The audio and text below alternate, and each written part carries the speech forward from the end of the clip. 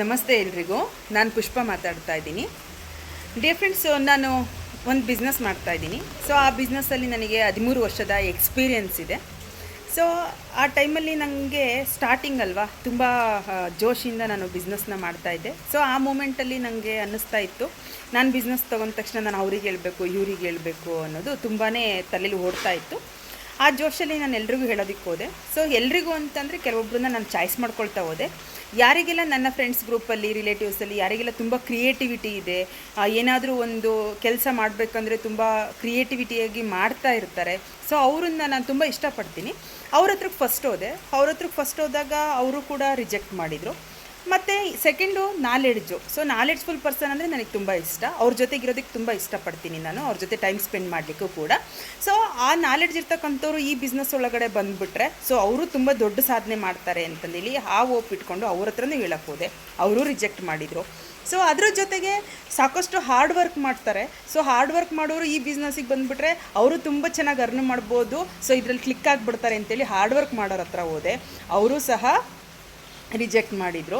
So ಇದರಲ್ಲಿ ಕೆಲವೊಬ್ಬರು ಬಂದರು, ಕೆಲವೊಬ್ಬರು ಕೈಲಿ ಆಗಲ್ಲ ಅಂತೇಳಿ ಬಿಟ್ಟೋದ್ರು, ಕೆಲವೊಬ್ಬರು ನನಗೆ ಟೈಮ್ ಇಲ್ಲ ಅಂತ ಬಿಟ್ಟೋದ್ರು.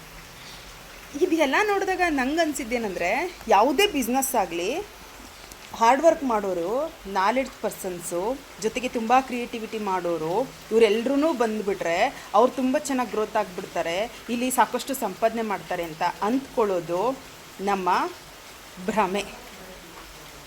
ಫೈನಲಾಗಿ ನಂಗೆ ಅರ್ಥ ಆಗಿದ್ದು, ಯಾವಾಗ 5-6 ವರ್ಷ ಇದನ್ನು ನಾನು ಮಾಡ್ತಾ ಹೋದೆ, ಯಾವಾಗ ಜಡ್ಜ್ ಮಾಡ್ತಾ ಬಂದೆ, ಅವ್ರಿಗೆ ಹೇಳ್ಬೇಕು, ಇವ್ರಿಗೆ ಹೇಳ್ಬೇಕು, ಇವರಾದರೆ ಚೆನ್ನಾಗಿ ಮಾಡ್ತಾರೆ, ಅವರಾದರೆ ಚೆನ್ನಾಗಿ ಮಾಡ್ತಾರೆ, ಇವರಾದರೆ ಕ್ಲಿಕ್ ಆಗ್ತಾರೆ ಅಂತ ಹೇಳ್ತಾ ಬಂದೆ. ಇದೆಲ್ಲ ನನ್ನ ಭ್ರಮೆ ಅಂತ ಗೊತ್ತಾಯಿತು.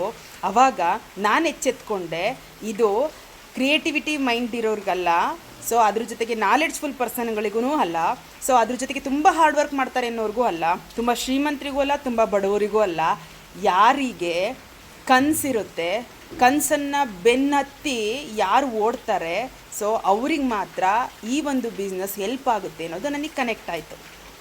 ಆಗ ಕನಸುಗಾರರನ್ನು ಹುಡುಕೊಳ್ತಾ ಹೋಗ್ತಾ ಕನಸುಗಾರರು ನನ್ನ ಜೊತೆಗಿದ್ದಾರೆ. ಸೊ ಡಿಯರ್ ಫ್ರೆಂಡ್ಸ್, ನೀವು ಹೇಳಿ, ಯಾವುದೇ ಬಿಸ್ನೆಸ್ ಆಗಲಿ ತುಂಬ ಹಾರ್ಡ್ ವರ್ಕ್ ಮಾಡೋರು ಬೇಕಾಗಿಲ್ಲ, ತುಂಬ ಕ್ರಿಯೇಟಿವಿಟಿ ಬೇಕಾಗಿಲ್ಲ, ತುಂಬ ನಾಲೆಡ್ಜ್ ಇದೆ ಅವರಿಗೆ, ಕ್ಲಿಕ್ ಆಗಲ್ಲ.